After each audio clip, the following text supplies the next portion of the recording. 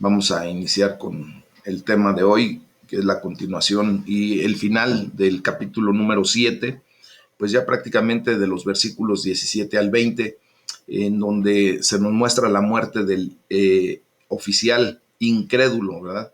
Ese oficial del rey que se mostró incrédulo cuando se declaró propiamente lo que Dios iba a hacer.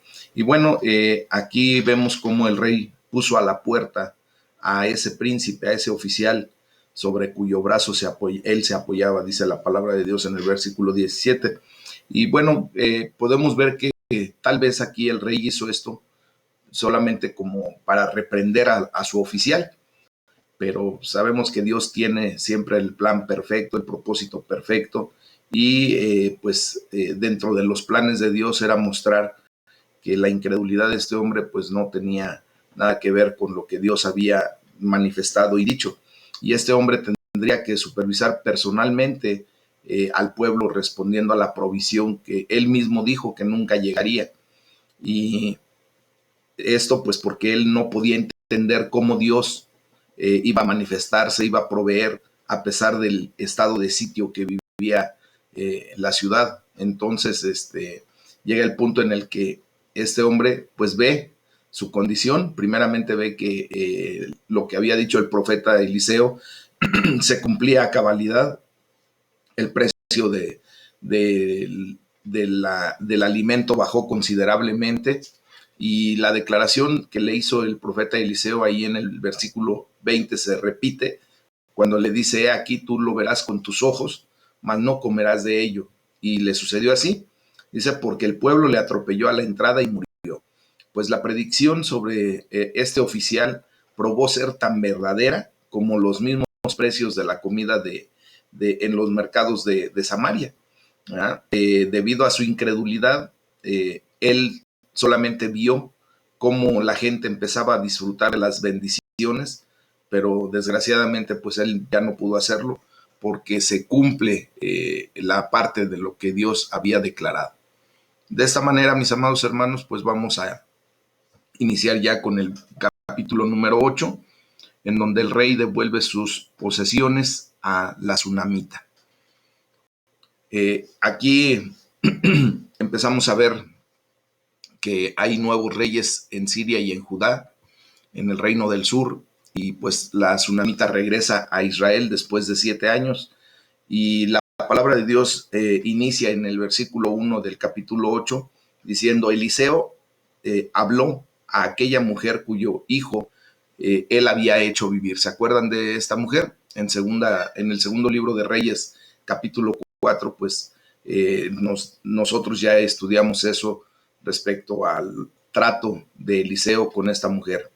Ella y su esposo pues eran personas generosas. Lo vimos porque pues la mujer siempre estuvo atenta a que cuando llegara el profeta, el varón de Dios, tuviera donde quedarse, tuviera pues el resguardo en la casa de ellos, y le prepararon hasta una habitación. Estas personas también eran temerosas de Dios y ayudaron al varón del Señor, ¿verdad? Nosotros en ese sentido pues tenemos que ser de la misma manera, mis amados. Muchas ocasiones Dios se vale trayendo gente hasta nuestra congregación pues con el objetivo de traer palabra, o en su defecto de bendecirnos Dios a través de la exposición de la palabra, cuando viene algún pastor, algún profeta, algún evangelista, algún predicador simplemente, y nosotros pues siempre tendremos que tener esa misma actitud como lo tuvieron estos esposos, ¿verdad? A través de la oración de Eliseo, pues fueron bendecidos primeramente con un hijo, y posteriormente pues hubo un gran milagro, ¿verdad? Al ser traído de regreso a la vida a este muchacho cuando fallece súbitamente en las rodillas de su mamá, en las piernas de su mami. Entonces vemos que esta mujer se fue con su familia y vivió en tierra de los filisteos por 7 años.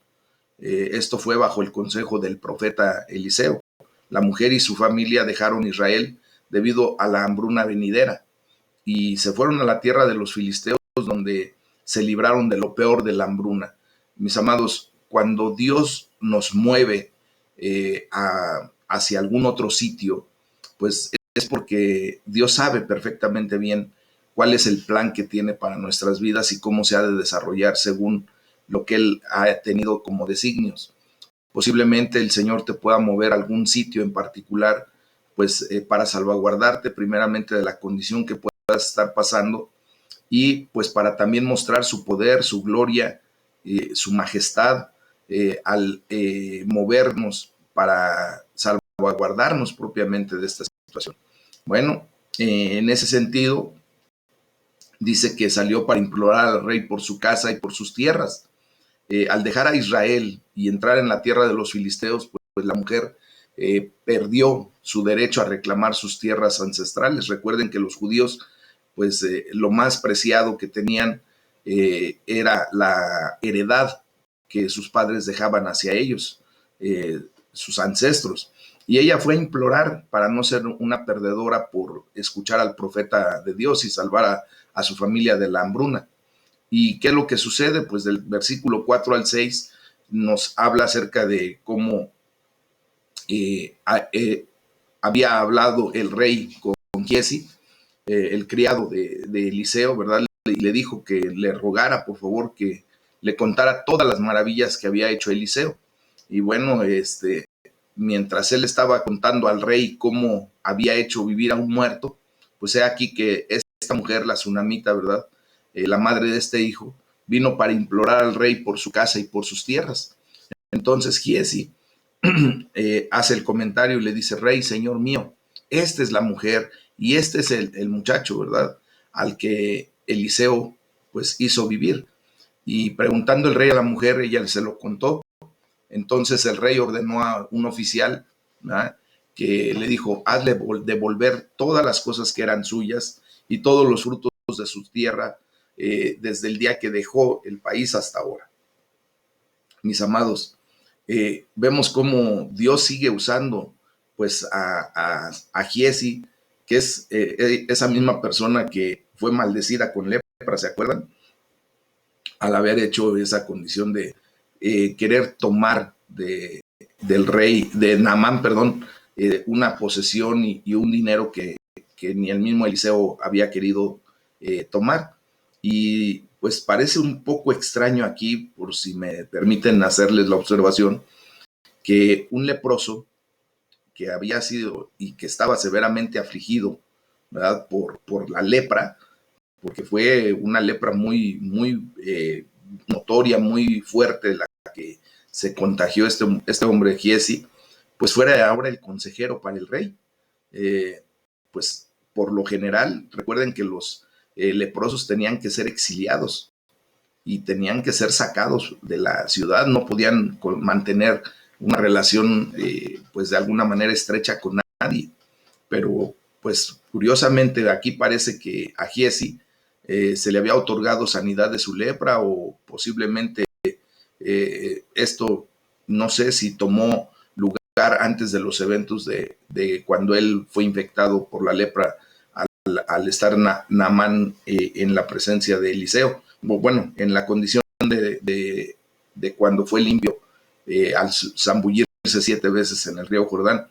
Recuerden que hice también el comentario de que el segundo libro de Reyes no necesariamente manifiesta los eventos cronológicamente uno tras otro como pudieran haber sucedido, sino que vamos a ver que de repente pudiera suceder que está entremezclado lo que pasó en alguna ocasión y toman hacia tiempo después otra y regresan a generar algún otro comentario.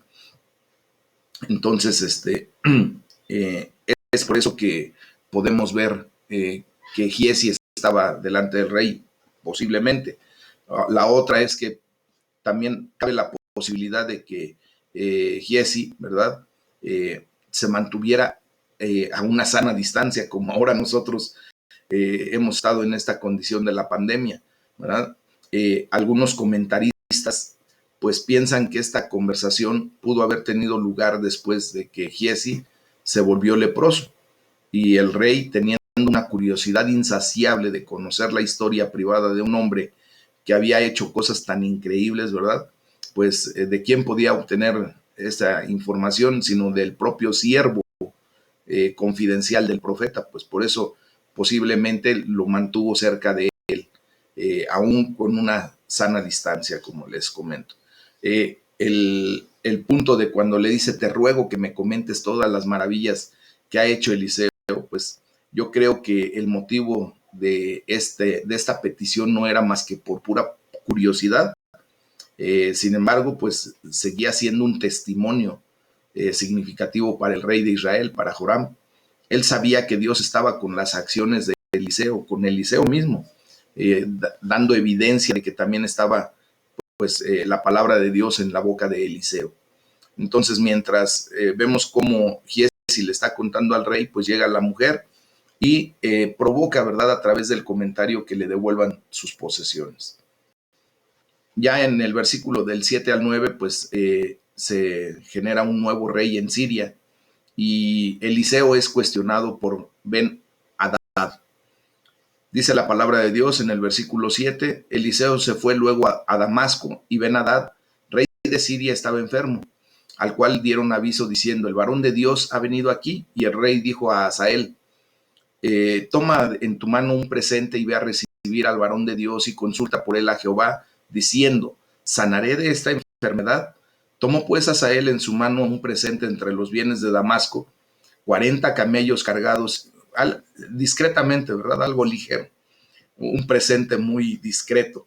Dice, y fue a su encuentro, imagínense a 40 camellos cargados. Y llegando se puso delante de él y dijo, tu hijo Ben-Hadad, rey de Siria, me ha enviado a ti diciendo, ¿sanaré de esta enfermedad?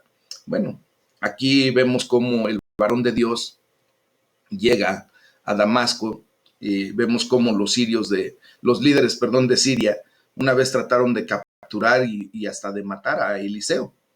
Y como Dios lo libra milagrosamente, ¿verdad? Pues en muchas ocasiones, pues ahora es respetado. Y imagínense, llega a ser hasta bienvenido a las cortes del rey sirio. Él fue especialmente bienvenido debido a la enfermedad del rey. Mis amados, cuando Dios nos reviste de su gracia, cuando Dios se muestra, ¿verdad?, en bendición por nuestras vidas, pues la verdad es que no hay ser humano que se pueda resistir ante la presencia de un verdadero hijo de Dios. Es por eso que ustedes y yo siempre tenemos que estar buscando que la presencia de Dios vaya con nosotros, que la gracia de Dios sea la que nos revista, sea la que vaya delante nuestro, mis amados. Bueno, aquí en este sentido, pues el presente que les comento, ¿verdad? Que Ben-Hadad le lleva, le envía al profeta Eliseo, pues es cuantioso, copioso. Al querer saber cuál es el resultado o cuál sería el resultado de su condición actual de enfermedad, pues el rey de Siria le pregunta al profeta, ¿verdad?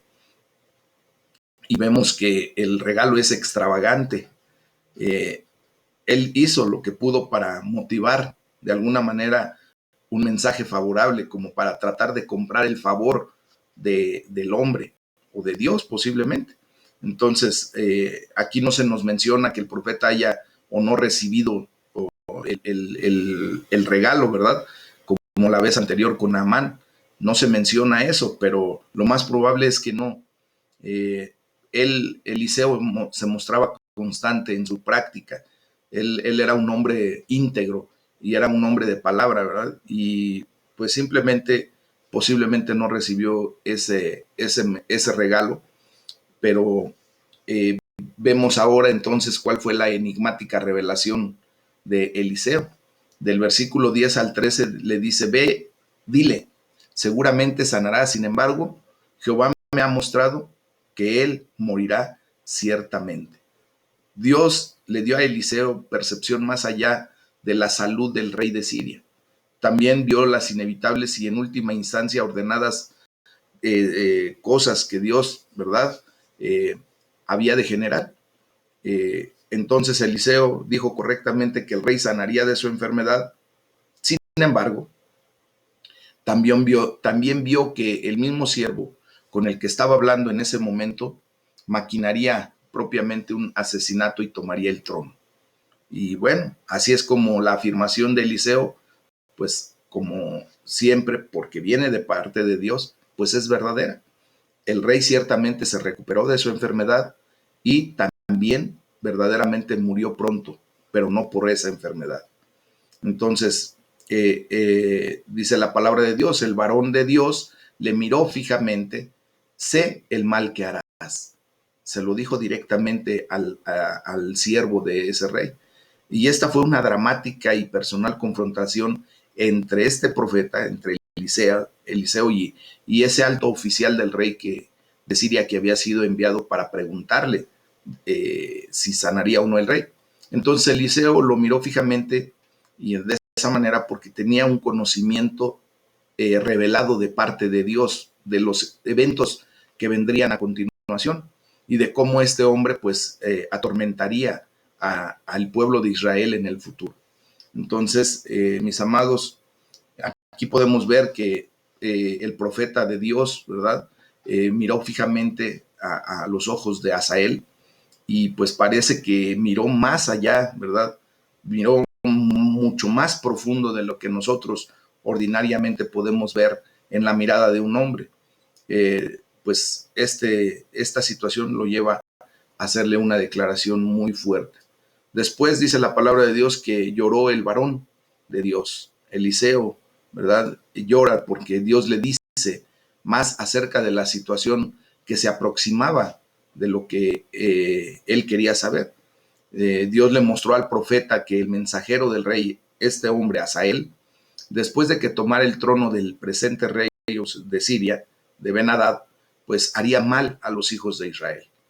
Pues, mis amados, aquí vemos cómo en muchas ocasiones el don y el llamado profético de Eliseo, pues a veces era más una carga que una bendición para el pueblo de Israel, y no porque él provocara situaciones, sino por lo que él podía, con esa relación tan estrecha, tan personal con Dios, pues Dios le mostraba y podía ver lo que vendría a continuación. Él podía ver claramente lo que le sucedería al pueblo de Israel a través de este hombre Asael, pero pues Eliseo es completamente incapaz de detener a Asael porque viene de parte de Dios, es parte del plan de Dios. Dios permite que esto suceda, pues porque simplemente Dios así lo ha querido. ¿Ah? Entonces, mientras más cerca vivimos, esto nos tiene que quedar como una enseñanza, mientras más cerca vivimos delante de Dios, mientras más estrecha es nuestra relación, pues honestamente más merecemos ser conocidos como hombres y mujeres de Dios, no por lo que nosotros podamos hacer, sino por la influencia que Dios tiene en nuestras vidas, por esa estrechez con la que nosotros nos manejamos día a día. Entonces, pues desgraciadamente en muchas ocasiones Dios nos va a revelar cosas que nos provoquen hasta llanto como a Eliseo por lo que vendrá a continuación, por lo que Dios nos revele. Pero mis amados, pues debemos nosotros de entender que solamente vendremos a ser instrumento útil en la mano de Dios. Él va a cumplir con sus juicios, Él va a cumplir con con su plan perfecto y nosotros solamente vendremos a ser el instrumento que Dios quiera usar para hacer declaraciones, para llevar a cabo pues el plan que Él se ha trazado. ¿Verdad? Entonces, llega el punto en el que Jehová pues le muestra que él será el rey de Siria, que Asael será el rey de Siria. Y dice, tal vez pues aquí se pregunte, nosotros nos preguntamos si Eliseo debió haberle dicho esto a Asael o no. ¿Ah? Posiblemente puso en marcha una profecía y lo que sucedió fue la inspiración hacia Asael de asesinar al rey de Siria. Eso es una conjetura que nada más nos podemos hacer, ¿no?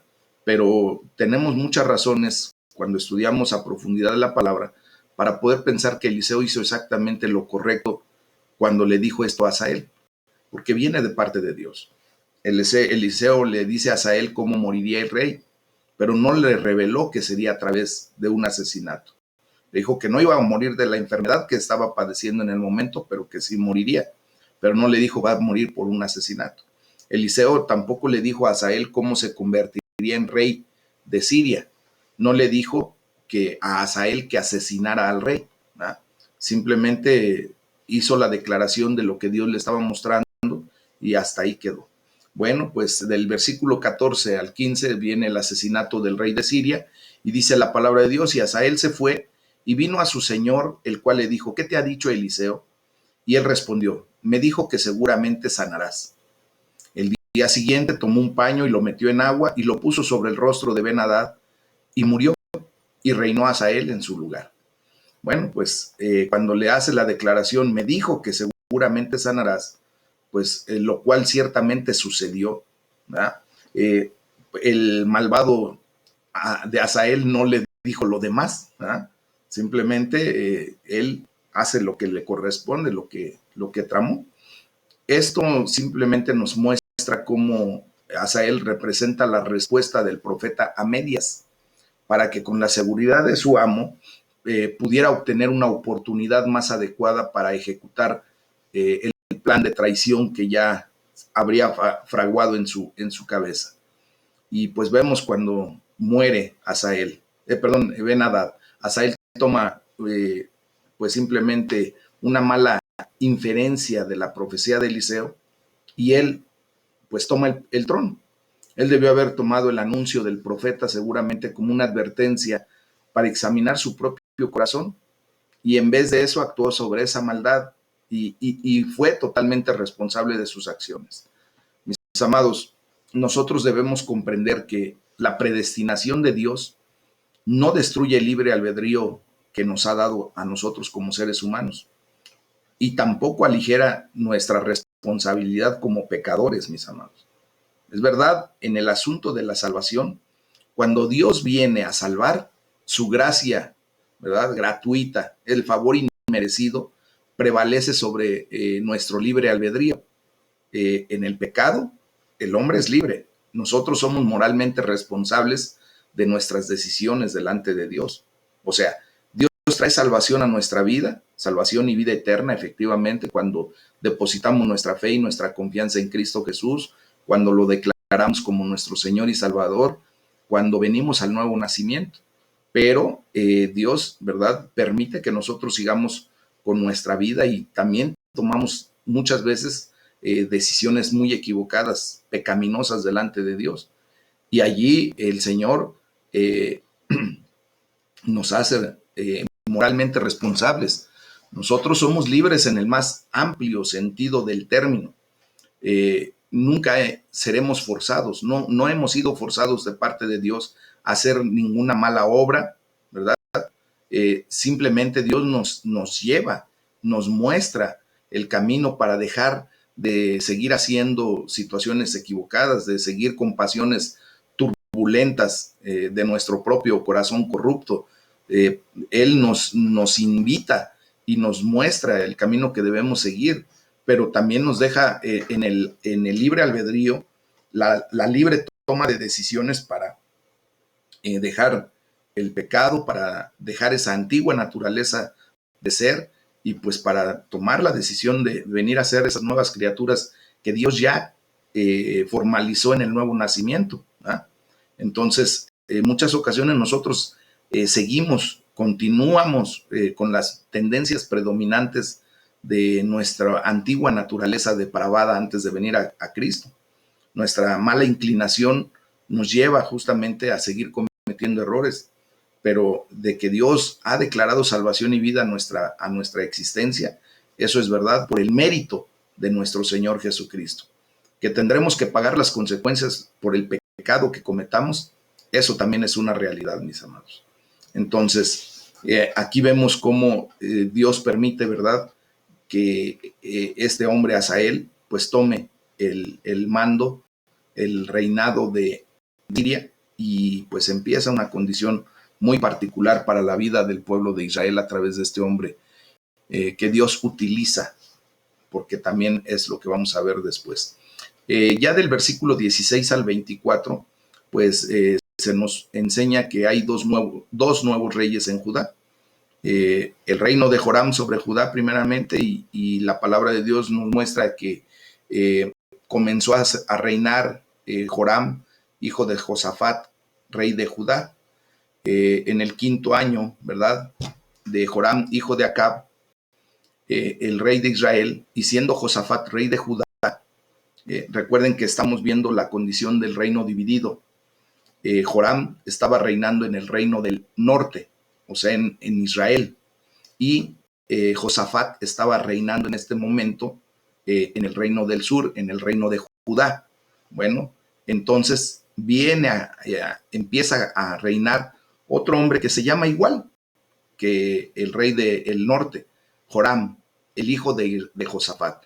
Aquí tenemos que tener mucho cuidado, mis amados, porque muchas ocasiones, por la similitud de los nombres, podemos confundirnos y no ver las cosas con claridad, ¿verdad? Tenemos que tener bien clara esta situación.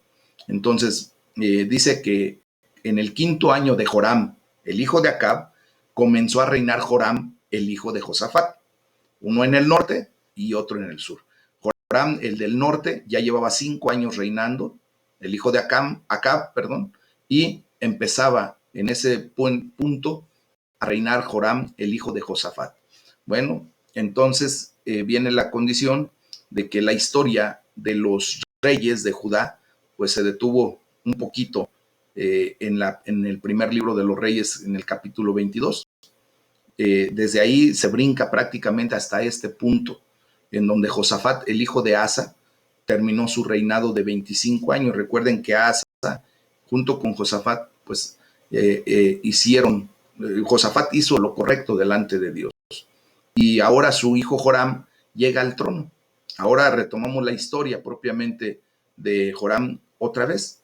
Y este rey Joram de Judá no debe ser confundido con el rey Joram de Israel, que se nos menciona desde el capítulo 3 del segundo libro de Reyes. Ese Joram es llamado Joram en este pasaje y en el siguiente. Y bueno, entonces dice que este Joram, el hijo de Josafat, anduvo en el camino de los reyes el anterior, el Joram de Acab, dice que anduvo en el camino de los reyes de Israel, y esto no fue un cumplido. Realmente él hacía lo malo. Recuerden que como hijo de Acab venía con una tendencia de idolatría, de pecado, de rebelión, de provocar que el pueblo de Dios se olvidara cada vez más de Jehová de los ejércitos. Bueno, mientras que el reino del sur de Judá, ¿verdad?, tuvo una mezcla de reyes temerosos de Dios, pero también reyes perversos. El reino del norte de Israel no tuvo sino que reyes malvados que rechazaron abiertamente a Dios. Entonces, aquí podemos ver cómo el escritor de este libro pues agrega que Joram hizo pecar a todo Judá conforme a la religión de los cananeos. Bueno, pues desgraciadamente vemos que una hija de Acab se convirtió en esposa de Joram, el hijo de Josafat. Vemos aquí que la perversidad de Joram pues no fue una sorpresa, considerando cuánto se dejó influenciar por la casa de Acab. Y tal vez este matrimonio tuvo pues un sentido político o social nada más, pero fue una calamidad espiritual para el reino del sur, para Judá, para el reino de Judá. Entonces vemos cómo en aquellos tiempos pues los matrimonios eran prácticamente consolidados por cuestiones políticas, por cuestiones financieras, más que por cuestiones de amor o de una condición espiritual correcta. Vemos cómo es arreglado por su padre, y Joram se casó con la hija de Acab y de Jezabel. Su nombre era Atalía, una mujer, ¿verdad?, que viene con toda la tendencia pues de lo que su padre y su madre hacían. Esto lo hizo Josafat, ¿verdad?, para poder conservar el trono de su linaje. Y bueno, pues así, de esta manera se dan las cosas. Algunas personas piensan que el matrimonio entre las familias reales del reino de Judá y el reino de Israel pues podrían levantar al reino de Israel espiritualmente, y esa era la tendencia de Josafat, como para poder ayudar a que el reino de Israel volviera a los caminos de Dios. Pero recordemos, mis amados hermanos, que nosotros nunca debemos de tratar de ayudar a Dios si el Señor no manda que se hagan ciertas cosas. Preferible es escuchar la voz de Dios y actuar en referencia a lo que Él ordena, no a lo que nosotros pensamos que sería lo mejor. Obviamente podemos ver que la idea de los reyes del sur, al formalizar relaciones de matrimonio de ese tipo de naturaleza, podrían ayudarle a los reyes del norte pues a regresar a los caminos de Dios, pero no funciona de esa manera. En vez de eso, pues vemos que tristemente llevó abajo al reino de Judá espiritualmente, porque pues simplemente vemos que todo esto fue un resultado de una mal aconsejada alianza con la impía casa de Acab, y lo que sembró, al menos por esta condición, pues se cosechó. Y a final de cuentas, la condición final fue crítica para el pueblo, para el reino de Judá. Entonces, vemos aquí, mis amados, cómo las cosas se ponen así. Con todo eso, dice la palabra de Dios, Jehová no quiso destruir a Judá, por amor a David. Recuerden que Dios siempre va a mantener el linaje de la casa de Judá, del reino de Judá, por amor a David. La implicación de esto, pues es que el mal de Joram era lo suficientemente grande como para justificar un juicio severo de parte de Dios. Pero Dios vemos que lo retuvo por la fidelidad al ancestro, al rey David. En el tiempo de este hombre se rebeló Edom contra el dominio de Judá. Recuerden que cuando los reinos estaban bajo el yugo de otro, pues tenían que pagar sus contribuciones, sus impuestos, ¿verdad? ¿Y qué es lo que sucede? Que este Joram, al casarse con Atalía, pues empieza a mostrar una debilidad, y no solamente espiritual, sino también una debilidad en contra de la situación que vivía con los otros reyes. Él pensó que la alianza matrimonial con la casa de Acab y con el reino de Israel harían a Judá más fuerte, pero este acto de desobediencia solo los hizo más débiles, mis amados. Y entonces Edom se levanta en contra de Judá y pretenden dejar de pagar impuestos. Bueno, y se nos narra aquí que Joram duerme con sus padres. Dice que él murió y fue sepultado en Jerusalén, pero no en las honradas tumbas de sus ancestros. Según el segundo libro de Crónicas que vamos a leer posteriormente, en el capítulo 21, Elías le escribió a Joram una carta condenándolo por sus pecados y prediciendo que vendría un juicio sobre él y un gran desastre sobre la nación. Por lo tanto, a la edad de 40 años, Joram fue golpeado con una enfermedad fatal en el intestino, y él murió con terribles dolores. Eso ya lo vamos a ver posteriormente. Vemos cómo este Joram, hijo de Josafat, es uno de los reyes menos queridos de todos los reyes de Judá. Fue exaltado por Dios, sí, pero su maldad, ¿verdad? También fue declarada en una tumba deshonrosa. Simplemente, pues, no pasó a más su reinado porque no hizo lo correcto. Después del versículo 25 al 29 se nos muestra el segundo rey, al reino de Ocosías sobre Judá. Y ya dice aquí que en el versículo 25, que en el año 12 de Joram, hijo de Acab, o sea, ese Joram de Acab, el del reino del norte, sigue, ¿verdad? Y empieza otro reinado, aún en esa condición en el reino del sur, Ocosías, hijo de Joram, y se convierte en rey de Judá. A los 22 años se convierte en este rey. Dice, comenzó a reinar Ocosías, hijo de Joram, rey de Judá. La vida, como vemos, y reino que se manifestó en Joram, en el hijo de Josafat, pues solamente fue muy corta. Él reinó por espacio de 8 años y murió a los 40 años de edad, como comentaba. Pues esto debió haber sido una muy gran advertencia para su hijo Ocosías. El breve reinado de 1 año pues nos muestra que aún fue menos bendecido que aún su padre Joram. Dice que Ocosías sucedió a su padre, ¿verdad? Por ahí del año del 841 antes de Cristo, pero no sobrevivió a las eventos políticos que estaban sucediendo en esa región en ese año que él reinó. Y ciertamente pues vemos cómo en el año 841, esto no nos lo declara la palabra de Dios, pero por datos históricos que también tenemos que recoger para tener una referencia más clara, Salmanasar III de Siria, que reinó desde el año 859 al 824, por lo menos fue él capaz de romper la coalición que se había dado entre los aliados del oeste con quienes había peleado anteriormente una larga serie de batallas, ¿verdad? Y en ese sentido, pues él provoca que el reinado de Ocosías fuera muy, muy pobre, muy corto. Bueno, vemos que se nos declara que era de 22 años y eso está completamente en desacuerdo, fíjense bien, con el segundo libro de Crónicas, capítulo 22, el cual dice que Ocosías tomó el trono cuando tenía 42 años.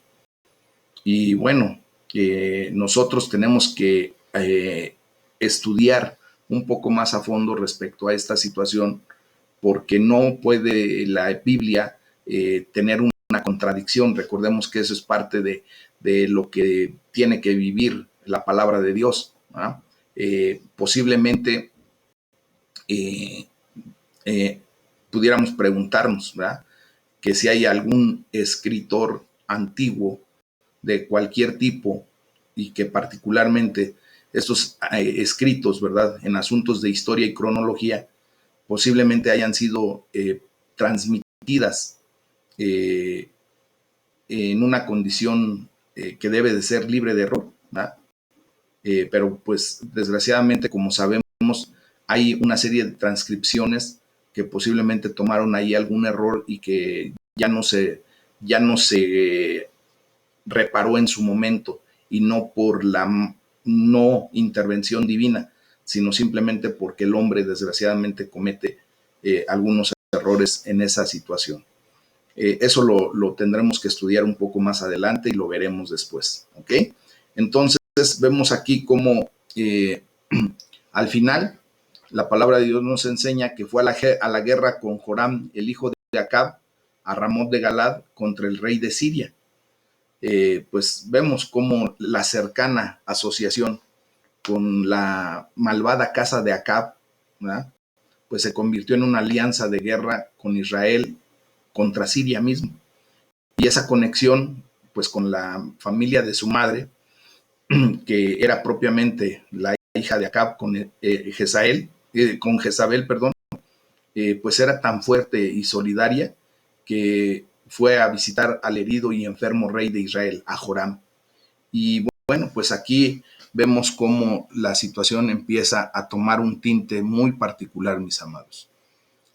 Ya en el capítulo 9, pues Jehú toma el trono de Israel y pues en efecto en este capítulo terrible, así lo vamos a llamar, en el cual la verdad del gobierno divino ya no está escrita con las gentiles palabras de la misericordia paciente de Dios, sino que ahora está escrito en las llamas de fuego.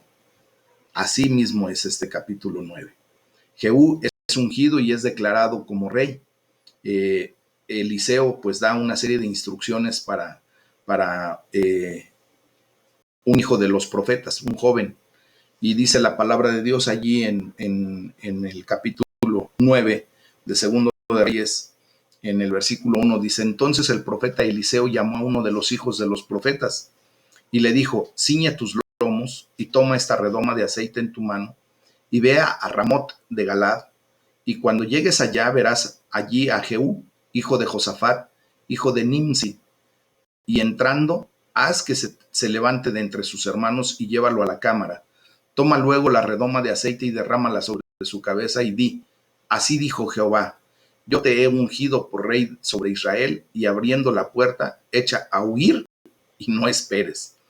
Leí este pasaje de estos 3 versículos porque hay algo muy especial que tenemos que tomar en consideración. Primero es que Eliseo pues llama a uno de los jóvenes, ¿verdad? De los hijos de los profetas. Hemos visto que en aquel tiempo, ¿verdad? Había una escuela propiamente para entrenar a los profetas en Israel. Y pues podemos nosotros aquí imaginar que Eliseo le dio esta tarea como una pues tarea escolar, ¿verdad? Pues simplemente es un profeta anónimo y le dice que le declare a este hombre, ¿verdad? Que lo ha ungido por sobre rey de Israel. Y en ese tiempo Joram, el hijo de Acab, pues estaba fungiendo todavía como el rey de Israel. Y esta era la dinastía, recuerdan que era la quinta dinastía de Omri, pero esta dinastía estaba por llegar a su final. El próximo rey sería Jehú, quien iniciaría una nueva, pero muy breve dinastía. Recuerden que en el reino del norte pasaron varias dinastías. Simplemente dejaba de ser el rey y ya su descendencia no continuaba con ese reinado. Otra dinastía, otra descendencia, y no así en el reino del sur. Bueno, porque Israel había abandonado a Dios, pues Dios no había abandonado a Israel. Y esto lo podemos declarar fuertemente en la vida de todos nosotros. Muchas veces tú y yo podemos hacernos a un lado, podemos dejar el camino de Dios, pero Dios nunca nos va a abandonar, mis amados. Dios siempre va a estar atento a nuestra condición, ¿verdad? Entonces, en este sentido, Dios aún tenía el derecho de interferir entre los israelitas, entre el reino del norte.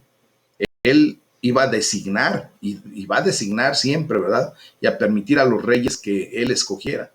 Y ya fuera para bendecir a un obediente Israel o para maldecir a una nación desobediente. Esto pues se da en relación a los términos del pacto que estableció con el pueblo de Israel allá en el monte de Sinaí, ¿verdad? Entonces, el juicio vendría. Entonces, aquí vemos cómo Jehú es ungido y se le encarga una misión. Lo podemos leer del versículo 4 al 10. Solamente voy a tomar los principales renglones de este pasaje, pues para hacer la observación pertinente. Y aquí en este pasaje dice, aquí los príncipes del ejército que estaban sentados. Entonces Jehú era un comandante en el ejército de Israel, del reino del norte, recuerden. Estaba bajo el mando, bajo las órdenes de Acab y de su hijo, el rey Joram. Bueno, Jehú anteriormente fue ungido como futuro rey de Israel y él derrocaría a la dinastía de Omri y la de Acab. Entonces, sin embargo, eso fue bastante tiempo antes de esto. Y ahora es ungido otra vez para mostrar. Esto lo pudimos ver en el primer libro de Reyes, capítulo 19, de los versículos 16 al 18, de que ya había sido ungido previamente. Pues ahora, ¿verdad? Era el tiempo del cumplimiento de esa anterior profecía. Entonces dice que se derramó el aceite sobre su cabeza. Él fue ungido, pero no debía tomar el trono inmediatamente. Tanto Saúl como David, se recuerdan, fueron ungidos reyes sobre Israel, pues antes de que realmente poseyeran el trono. ¿Sí se acuerdan cuando David fue ungido por parte de Samuel y durante mucho tiempo el mismo rey Saúl lo andaba persiguiendo, aunque no sabía que él era el que lo iba a suceder en el trono? Pues de esta misma manera sucede con este hombre Jehú. La insistencia de Eliseo de que la ceremonia del ungimiento fuera secreta, pues permitiría al nuevo rey elegir el tiempo indicado para levantar el estandarte de su rebelión sin alertar al actual rey Joram. Y la sorpresa evitaría que el rey se preparara para una oposición, ¿verdad? Bueno, Jehú es el único rey del reino del norte, allí en Israel, que fue ungido propiamente. Tal vez esto se dio para indicar que debía seguir la tradición davídica, esa tradición en donde a los reyes se los ungía. Así como Saúl fue ungido por Samuel, David fue ungido por Samuel. Esto fue para marcar pues al Espíritu de Dios, dotándolo para la tarea real que tenía a continuación del ungimiento, ¿verdad? Bueno, pues les comento, el ungimiento del rey de Israel no era una costumbre establecida, ni tampoco era una regla. Era hecho cuando las circunstancias estaban fuera de lo ordinario o donde podía haber alguna pregunta sobre el título de esa corona, de ese reinado. Bueno, entonces hay una declaración que le hace Eliseo a través de este joven y le dice: herirás la casa de Acab, tu señor. Y esto fue más de lo que se nos dijo que Eliseo le dijo propiamente a este hombre de la escuela de los profetas que dijera. Eh, Tal vez Eliseo le dijo que dijera esto y posiblemente no fue registrado anteriormente o fue ya bajo la inspiración divina del Espíritu Santo, cuando hizo lo que Eliseo le dijo que hiciera y dijo esto en una profecía espontánea a Jehú, ¿verdad? Aquí tenemos que analizar muchas cosas, mis amados. Aquí parecerá, dice la palabra de Dios, dice: y perecerá toda la casa de Acab, y destruiré de Acab todo varón, así al siervo como al libre en Israel, y a Jezabel la comerán los perros. Evidentemente aquí podemos ver cómo Dios tenía una intención de usar a Jehú como una herramienta de juicio contra la casa de Acab. Y bueno, vemos aquí cómo Jehú es declarado rey sobre Israel entre los versículos 11 y 13. Dice: después salió Jehú a los siervos de su señor y le dijo: ¿hay paz? ¿Para qué vino a ti aquel loco? Y les dijo: ustedes conocen al hombre y sus palabras. Ellos dijeron: mentira, decláranoslo ahora. Y él dijo: así y así me habló, diciendo: así ha dicho Jehová, yo te he ungido por rey sobre Israel. Entonces cada uno tomó apresuradamente su manto y lo puso debajo de Jehú en un trono alto, y tocaron corneta y dijeron: Jehú es rey. Bueno, aquí vamos a desglosar un poquito esto rápidamente.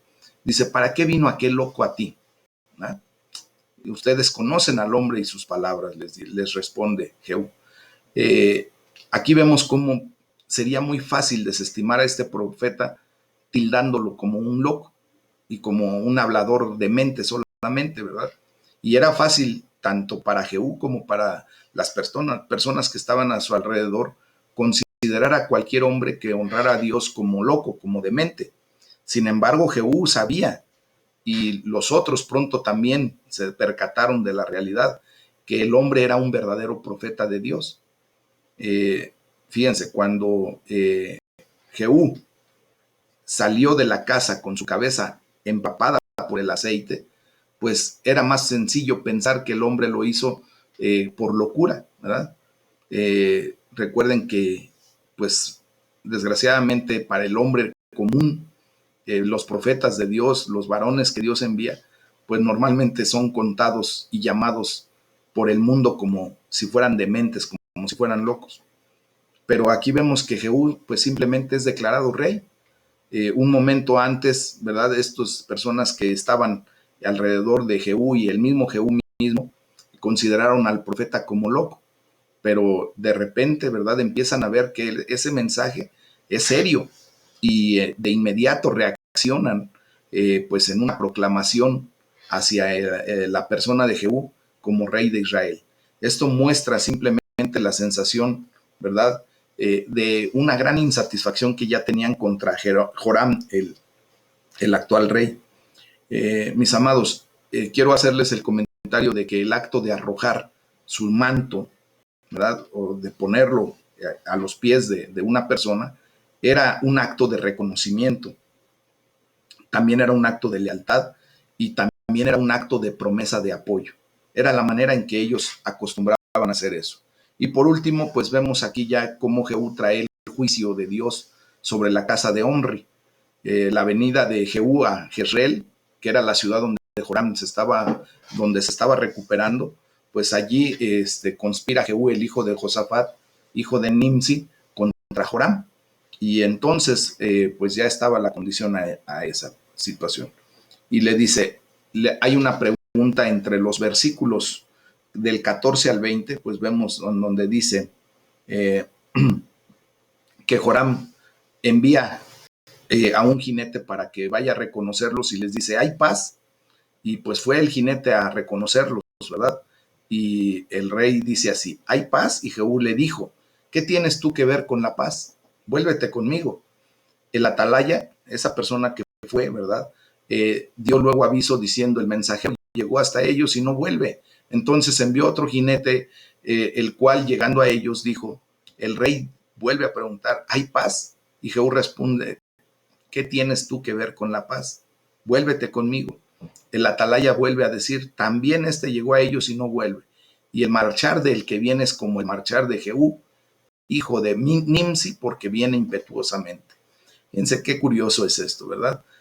Cuando el rey pregunta que si hay paz, pues simplemente ve que la tropa de Jehú, que se acerca, pues este rey Joram quería saber de qué manera venían, en qué condición venían, si venían en paz o venían en guerra. Y mientras esperaba para recuperar pues su fuerza, ¿verdad? Allí en la ciudad de Jezreel, pues Joram básicamente se sentía inseguro ya en su posición en el trono y pues también ya estaba sospechando amenazas y fácilmente lo pudo ver pues porque él ya estaba cansado, estaba enfermo. Y la respuesta que se convierte en una pregunta cuando le dicen ¿hay paz? Le dice, ¿qué tienes tú que ver con la paz? Miren, mis amados, Jehú se refiere a que el soldado no debía considerar esto en ese momento un tiempo de paz, sino que él tenía que saber que era un tiempo de conflicto, un tiempo en donde seguramente ya se veía propiamente la derroca que vendría a ser violenta del trono de Joram y de la dinastía de la cual él provenía. Entonces, por eso él le contesta de esa manera, ¿qué tienes tú que ver con la paz? Cuando dos mensajeros no regresan, sino al contrario, se unen a la tropa de Jehú, pues mostró que gozaba de apoyo popular entre las tropas de Israel y ya el rey Joram ya no tenía ese apoyo.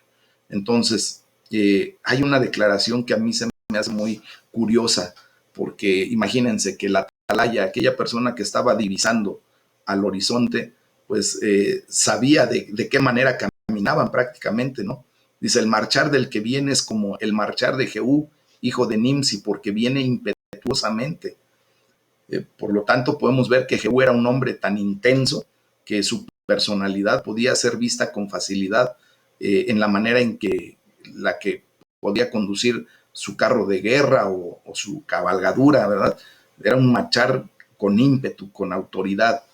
Y pues por último, ya para terminar este capítulo, mis amados hermanos, nos muestra la situación de cómo Jehú mata al rey Joram y pues de esta manera el capítulo que estamos estudiando concluye en una condición en donde viene la muerte de Jehú, de Joram a través de la mano de Jehú. Le vamos a dejar hasta aquí porque vamos a continuar con esto y después vamos a ver también cómo viene la muerte violenta de Jezabel, como lo había pues simplemente declarado el joven profeta que fue enviado por Eliseo, ¿verdad? Y les voy a pedir que por favor continúen leyendo del capítulo 9 de los versículos 21 en adelante para seguir avanzando en este viaje que estamos teniendo por esta parte de la palabra de Dios. Amén. Vamos a orar y muchas gracias por su atención.